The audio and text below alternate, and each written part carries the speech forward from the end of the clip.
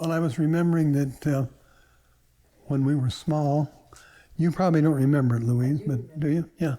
Well, they would go, Dad and Uncle Fred, and usually 2 or 3 of the neighbors would go out to Atkinson to a sale barn, which is probably 130 miles west of home.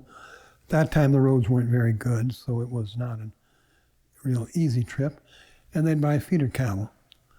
In those days, you could usually buy feeder cattle and feed them and make a little money at it, because normally the feeder cattle would sell for a little less than the finished cattle. Now it's the other way around, so it doesn't work so well.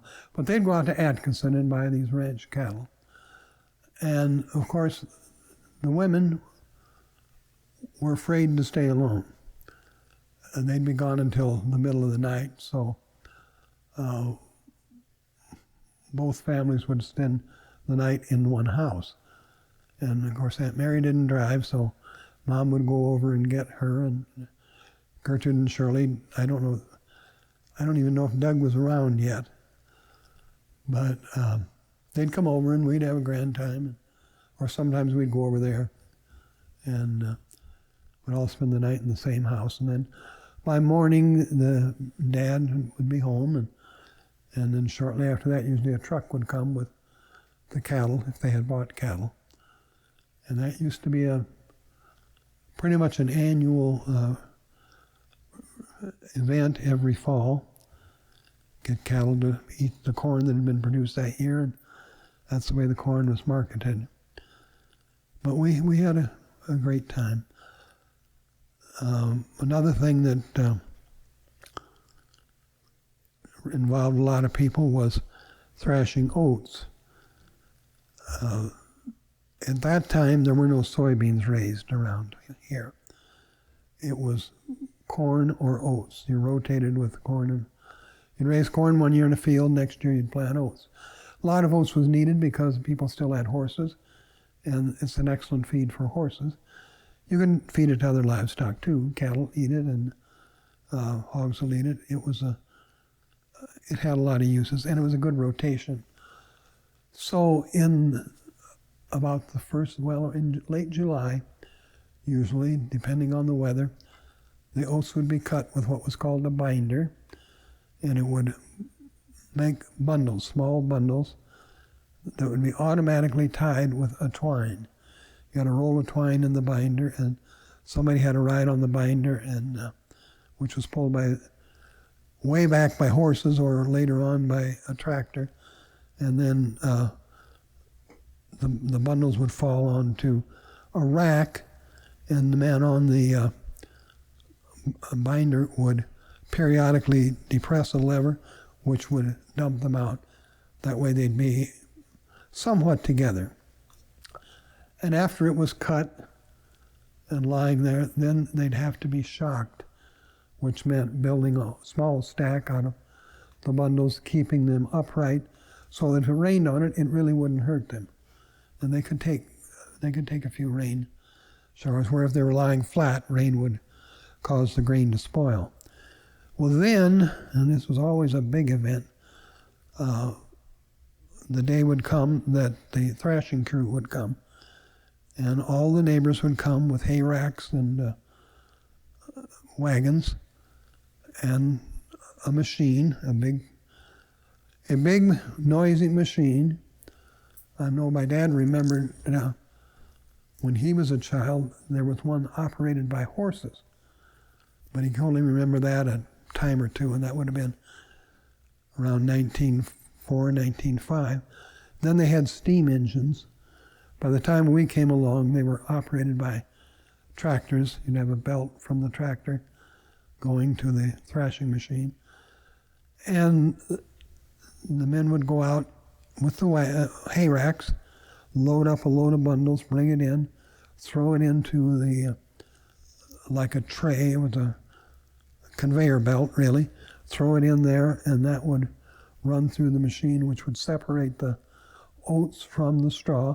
Straw would be blown out into a pile, and the oats would go into the wagons, and then it would be taken home and put in storage bins. It was a project to cook for that many people because there'd probably be 25, 30 people.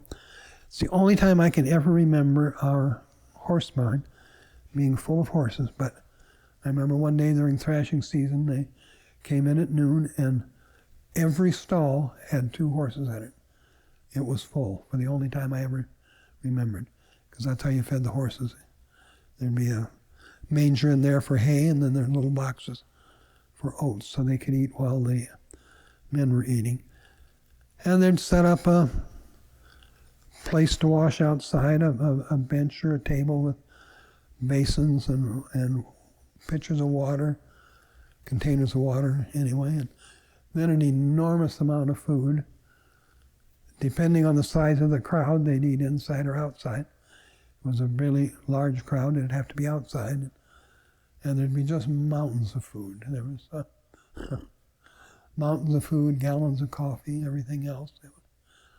I think that people looked forward to that as much as anything else. And of course that was a big project, so the women would always get together and assist each other in cooking for them, because it only took about 1 to 2 days at each farm. You had a lot of help, and farms weren't very big in those days. But that was a fun time. I can remember we were pretty small, but Shirley and I would get the wash stations ready. We'd have a bench and carry water up there and basins and towels and soap and that type of thing, because they'd be pretty dirty coming in from all that straw and chaff and everything from the oats. And that lasted until combines came along, which was quite a while later. Combines actually in our neighborhood, 1951 is a very, very wet year. And after the oats was cut, a lot of people didn't get it thrashed until October. So after that, a lot of them bought combines. Then they could start raising soybeans, because you had to have a combine to raise soybeans. And by now, there's almost no oats raised around here. One thing, there's no money in it. There isn't much money in anything, but isn't any in oats now. And of course, you don't have the enormous horse population, which had to be fed oats. Corn didn't make them too fat. I remember we had a horse. Name was Harry. He was white with speckled. Came from western Nebraska somewhere. I don't know where Dad got him. But he wouldn't eat corn when he first came. He didn't know what it was. He'd never seen it before. But he learned. And he was a pony. They didn't use him as a draft horse. He was a pony. Nice old horse. And then, of course, finally he died. And then corn picking, that was labor intensive also. We'd have a lot of, usually 2 or 3 men staying with us during corn picking season. They couldn't go home because the roads were so bad most of the time. And no gravel on the roads, just mud roads. And once snow got on them and it melted a little, they'd be impassable except when it was frozen. So they'd work all morning, picking probably 50 bushels. A man who was young and strong could do 50 in the morning and 50 in the afternoon. And they got paid by the bushel, because I remember that night Dad would have a booklet where he'd be marking down, each man would tell him how many bushels he picked that day. And I remember at one time they were getting 15 cents a bushel. Of course, in the early 40s, that was you could make $15 a day, which was a pretty good wage. But it was very intensive work, very hard work. And the weather wasn't, the goal was to be done by Christmas, because after Christmas it usually got pretty bad. And then corn pickers came along, and that made it a little easier. Then the goal was to be done by Thanksgiving. Now, of course, most people are done by the 1st of October with the enormous combines that can do in an hour what would take 2 or 3 men more than a day to do. I also remember when way back picking corn, the kids would love to find a red ear. In the old open pollinated corn, it was yellow, but occasionally you would find a red ear. Well, then they switched to hybrid corn, and that was the end of the red ears.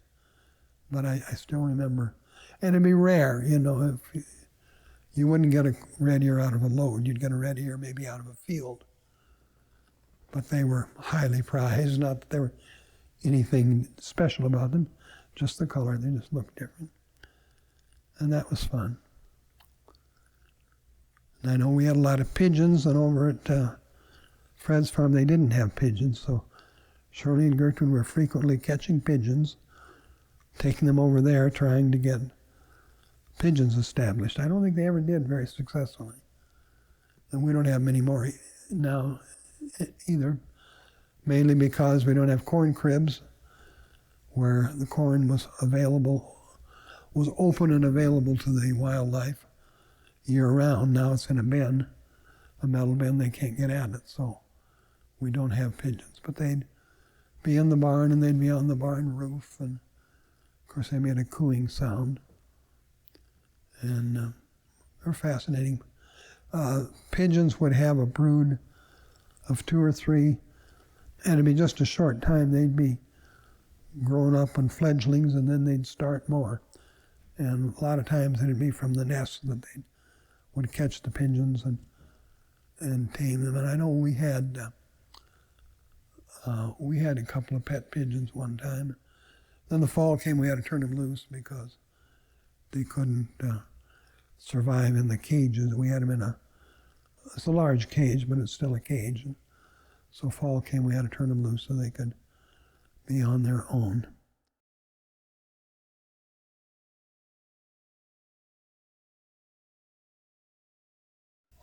Well, Shirley was more daring. I mean, she was always, and of course she was younger. Gertrude, well, like catching pigeons. I remember one time climbing up alongside the barn, and I wouldn't do it. I was afraid to do it, but she would. She'd climb up. It was actually the cattle shed attached to the barn. She'd climb up that, but we had to wait and make sure that none of the adults were watching. So she'd climb up there and try to grab a pigeon, and sometimes I think she did. And yeah, she was daring, and Gertrude was a hard worker, but she was older than we were, and you know, when I was pretty small when she started high school, and of course she was in Sioux City much of the time for high school at Aunt Gertrude's, which Shirley wasn't, but they were different personalities. I don't know just how I really wouldn't know how to phrase it, but I do know that Shirley was brave and was always ready to try something new.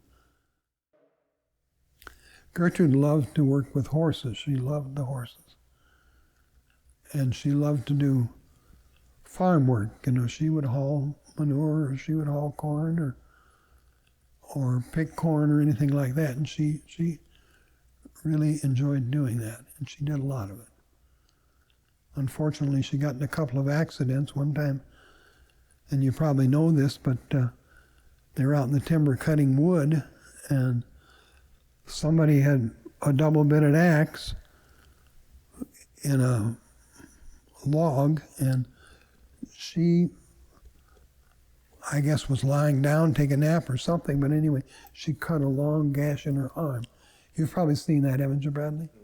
Yeah. And then one time they were going in the pickup and had to stop suddenly, and she went through the windshield and got a cut on her forehead. So she was older, you know, and she had her friends, and Shirley had hers, and they were different age groups, is what it amounts to. I ran into Peggy one time not too long ago, and I was telling her when I was born, we had no phones or very few phones in our neighborhood. Well, Anina Rasmussen lived in a house pretty close to us. She was an immigrant from Denmark, and as was her husband. But anyway, Mary Smith ran into her somewhere, and they knew that there was a new baby at our house. So Mary asked about her, and of course Anina knew. And she said, then what did they name him? Anina says, well, I don't know, but it's one of those funny names like you gave one of your boys. She had a Ronald Smith too, and Peggy has a Ronald. But to Anina, that sounded like a funny name. So